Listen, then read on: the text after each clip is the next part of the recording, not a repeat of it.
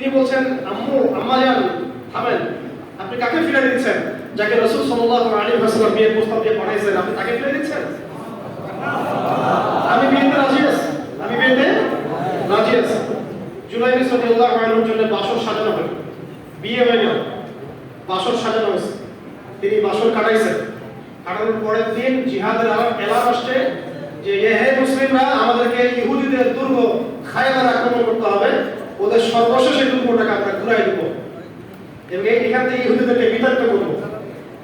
জুলাইবিস রাদিয়াল্লাহু আনহু পরের দিন উঠে জিহাদের মাঠে চলে গেছেন, বাসর ঘর কাটাইছেন তার আগের রাতে, সুন্দরী স্ত্রী বাসায়।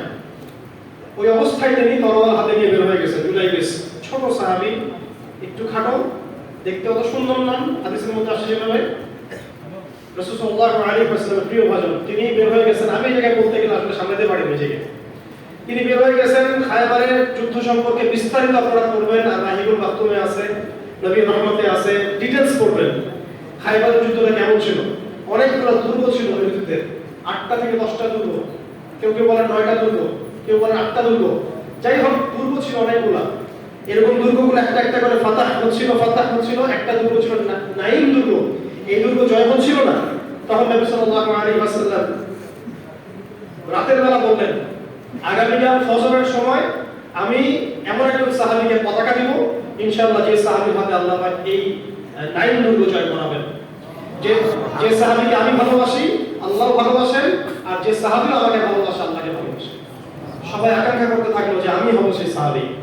পরের দিন নবী সাল্লাল্লাহু আলাইহি ওয়াসাল্লাম বলছেন, আলী কোথায়? আলী ইবনে আবি তালিব কোথায়? আলী ইবনে আবি তালিবকে ডেকে আনা হলো। তার চোখ উঠেছিল, চোখটা ফুলে গেছে। নবী সাল্লাল্লাহু আলাইহি ওয়াসাল্লাম তার মুখে লালা মোবারক সেখানে লাগাই দিলেন, চোখ ভালো হয়ে গেল। সুবহানাল্লাহ। আলী রাদিয়াল্লাহু আনহু তিনি তরবারি উঠাই দিলেন, পতাকা উঠাই দিলেন, দিয়ে বললেন, তুমি দুর্গ অবরোধ করো এবং তাদেরকে ইসলামের দাওয়াত দাও। যদি ইসলাম কবুল করে যুদ্ধের দরকার নাই, যদি কবুল না করে জিজিয়া দিয়ে তারা থাকবে। জিজিয়া যদি না দিতে চায়, উল্টা আক্রমণ করে, তখন তুমি আল্লাহর নামে যুদ্ধ করবা। নারীদেরকে হত্যা করবা না, শিশুদেরকে হত্যা করবা।